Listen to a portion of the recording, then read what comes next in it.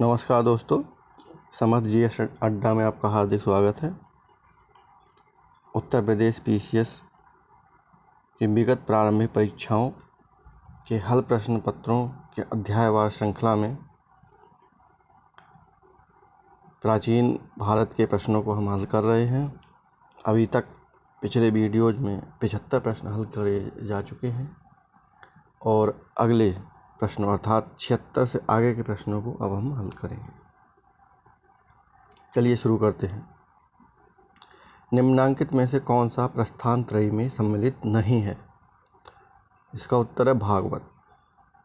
आपको बता दें कि वेदांत दर्शन के 3 आधार हैं, उपनिषद, ब्रह्मसूत्र और भगवत गीता। इनको प्रस्थान त्रयी कहा जाता है। जो प्रस्थान त्रयी के भाष्यकार हैं तो उनमें शंकराचार्य, रामानुज, माधवाचार्य, निम्बार्काचार्य और वल्लभाचार्य आदि विशेष रूप से उल्लेखनीय हैं। अगला, अर्धनारीश्वर मूर्ति में आधा शिव तथा आधी पार्वती प्रतीक है। किसका प्रतीक है? देव और उसकी शक्ति का योग। विकल्प सी।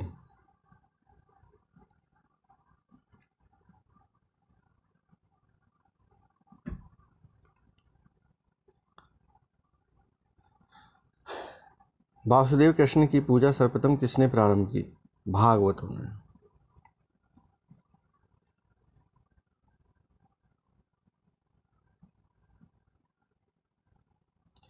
ताम्राश्म काल में महाराष्ट्र के लोग मृतकों के शरीर को फर्श के नीचे किस तरह रखकर दफनाते थे? उत्तर से दक्षिण की ओर। मानव द्वारा सर्वप्रथम प्रयुक्त अनाज था जौ।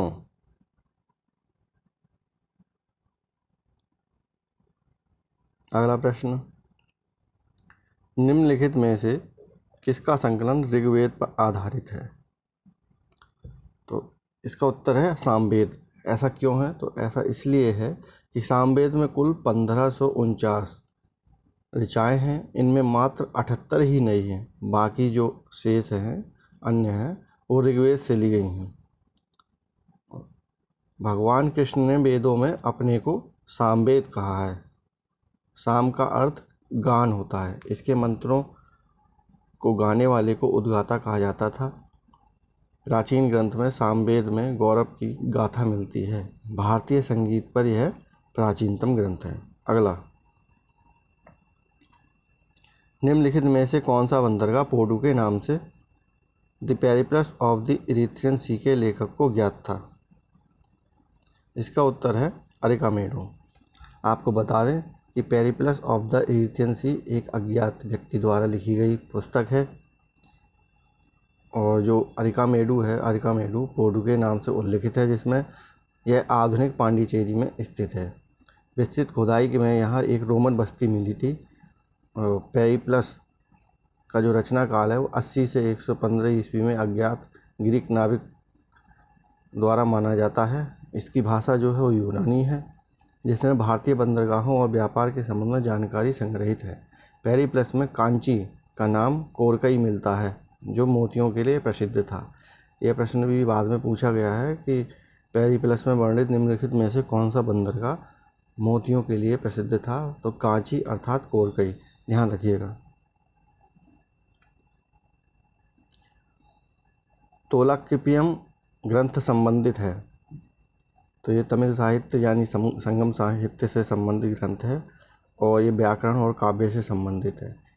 ये द्वितीय संगम की एकमात्र अवशिष्ट रचना है, जिसके रचनाकार तोलाक्कापियर थे, जो कि अगस्त्य ऋषि के शिष्य थे। यहाँ यह भी ध्यान देने की बात है कि जो द्वितीय संगम था उसका आयोजन कपाटपुरम अर्थात अलेवाई में हुआ था, जिसकी अध्यक्षता अगस्त्य ऋषि ने की थी। अगला, कर्म का सिद्धांत संबंधित है मीमांसा से। जो वेद हैं, वेद के 2 भाग हैं, एक कर्मकांड, दूसरा ज्ञानकांड। ब्राह्मण ग्रंथों में वैदिक कर्मकांडों का विशिष्ट विवरण मिलता है तथा उपनिषदों में ज्ञानकांड का प्रतिपादन है। मीमांसा, जिसे पूर्व मीमांसा भी कहा जाता है, का उद्देश्य वैदिक कर्मकांडों के संबंध में निर्णय देना है तथा उनकी दार्शनिक महत्ता का प्रतिपादन करना है। यह मत वेद को अपौरुषेय अर्थात यह किसी वेद जो है किसी पुरुष द्वारा नहीं लिखे गए हैं तथा नित्य मानता है। उपनिषद तथा वेदांत उत्तर मीमांसा कहे जाते हैं। कौन कहे जाते हैं? उस उपनिषद और वेदांत उत्तर मीमांसा कहे जाते हैं, क्योंकि इनमें कर्म कांडों के स्थान पर ज्ञान का विवेचन मिलता है। अगला प्रश्न, हेलियोडोरस का वेशनगर अभिलेख संदर्भित है, तो ये है केवल वासुदेव से। शुंग वंश का नवा शासक भागभद्र था। उसके शासनकाल के 14वें वर्ष में तक्षशिला के यवन नरेश एंटियालकीड्स का एक राजदूत था हेलियोडोरस। उसके द्वारा विदिशा स्थित दरबार में उपस्थित होने के उपरांत भागवत धर्म ग्रहण कर लिया गया था तथा विदिशा, जिसे वेशनगर कहा जाता है, में गरुड़ स्तंभ की स्थापना कर भगवान विष्णु की पूजा की गई।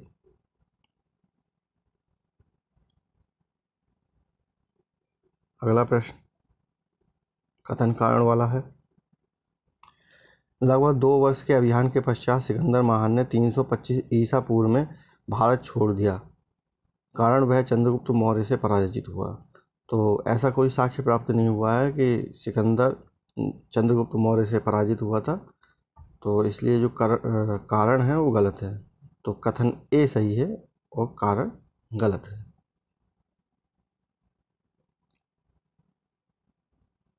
अगला प्रश्न,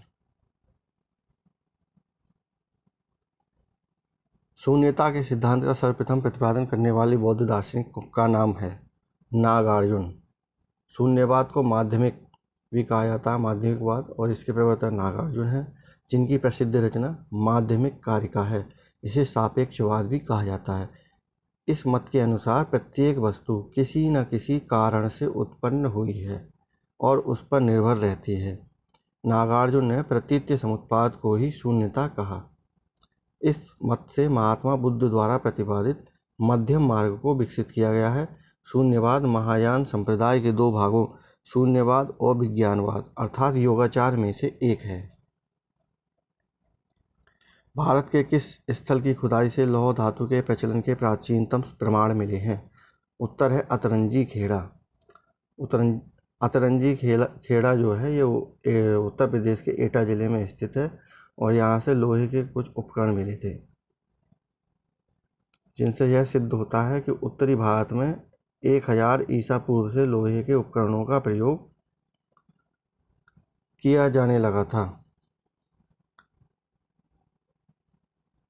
अगला प्रश्न, कपिल मुनि द्वारा प्रतिपादित दार्शनिक प्रणाली है सांख्य दर्शन। इसके बारे में कई बार हम बता चुके हैं, और जो अन्य दर्शन है उनके बारे में फिर से एक बार जान लेते हैं।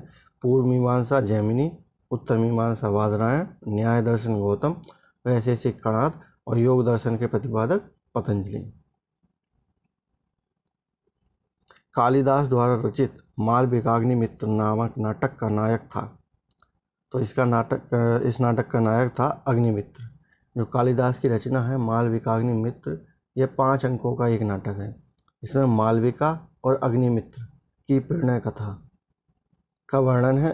इसके अलावा जिन्हें कि कालिदास को भारत का शेक्सपियर भी कहा जाता है, इनकी 6 प्रमुख रचनाएं जो हैं वो कौन कौन सी हैं जान लेते हैं।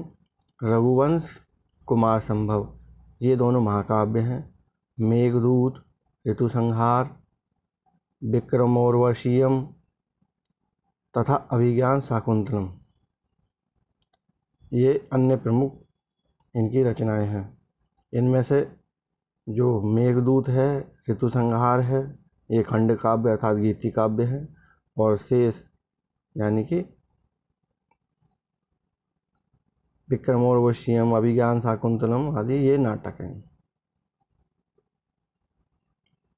अगला, बौद्ध धर्म के विषय में कौन से कथन सही हैं?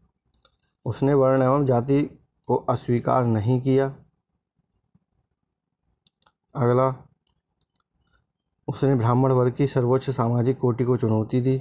उसने कुछ शिल्पों को निम्न माना। ये तीनों ही कथन सही हैं।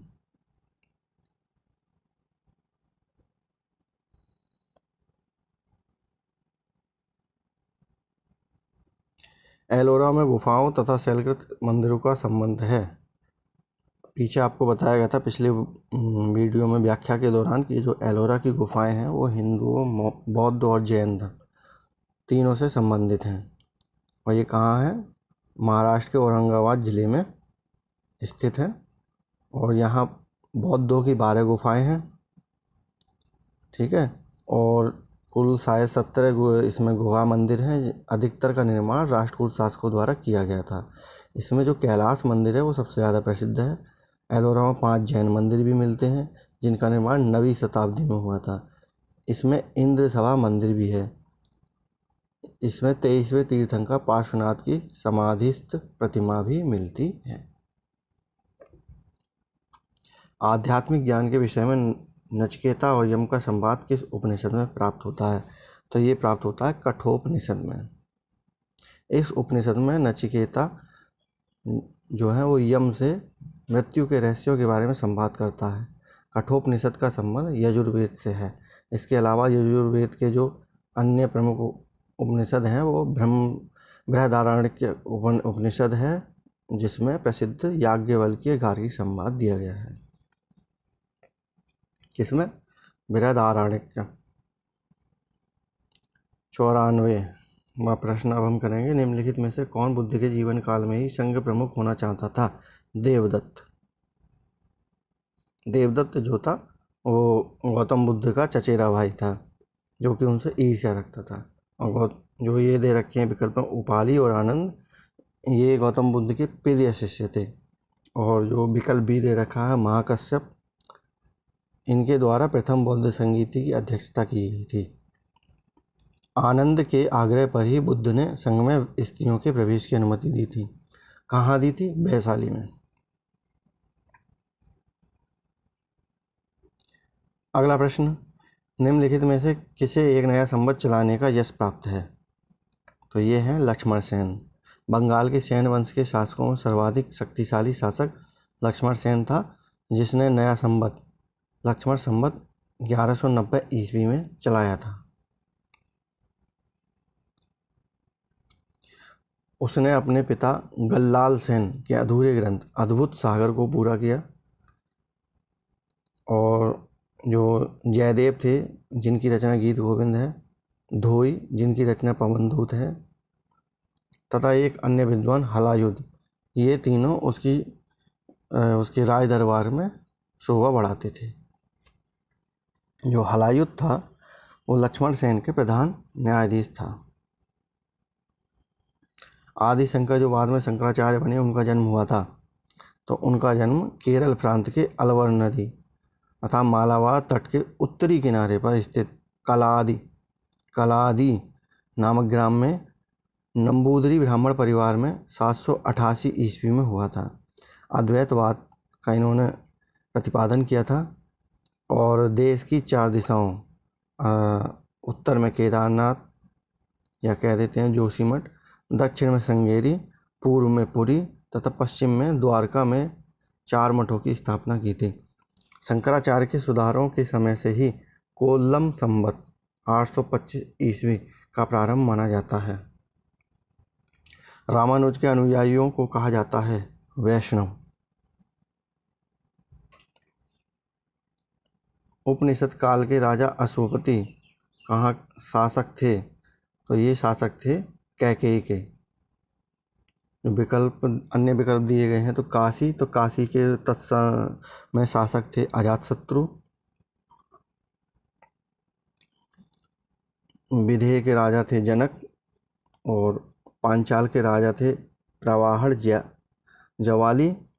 तथा कुरु राज्य के जो राजा थे वो थे उद्दालक आरोणी। अगला प्रश्न,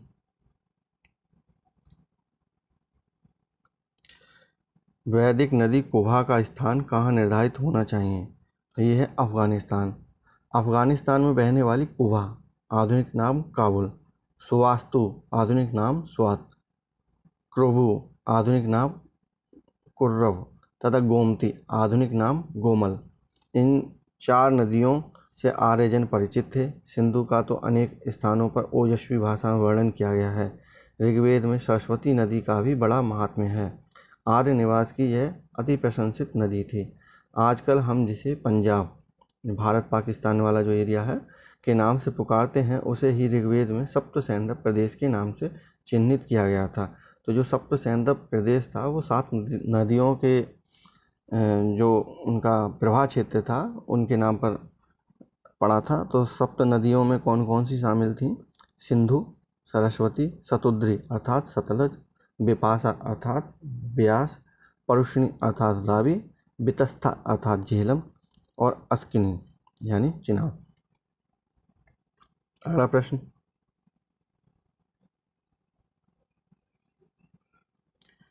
निम्नलिखित में से किस स्रोत में अशोक के राज्यकाल में तृतीय बौद्ध संगीति होने का उल्लेख मिलता है? तो ये मिलता है दीपवंश और महावंश। तो सही विकल्प होगा बी, 2 एवं 3। महावंश और दीपवंश के अनुसार अशोक ने तीसरी बौद्ध संगीति बुलाई थी और मोगली पुत्र तिस की सहायता से संघ में अनुशासन और एकता लाने का प्रयास किया। यह दूसरी बात है कि यह एकता थेरवाद बौद्ध संप्रदाय तक ही सीमित रही। अशोक के समय थेरवाद संप्रदाय भी अनेक उप संप्रदायों में विभक्त हो गया। इसी बौद्ध संगीति में मोगली पुत्र तिस ने कथावस्तु नामक ग्रंथ का संकलन किया, जो अभिधम्म पिटक का ही अंग है। इसी संगीति में जो पाटलिपुत्र में हुई थी, अभिधम्म पिटक नामक तीसरा पिटक जोड़ा गया। धन्यवाद। 100 प्रश्न हम हल कर चुके हैं और इस सीरीज के अगले प्रश्नों को हम नेक्स्ट पार्ट में सोल्व करेंगे। आपका दिन शुभ।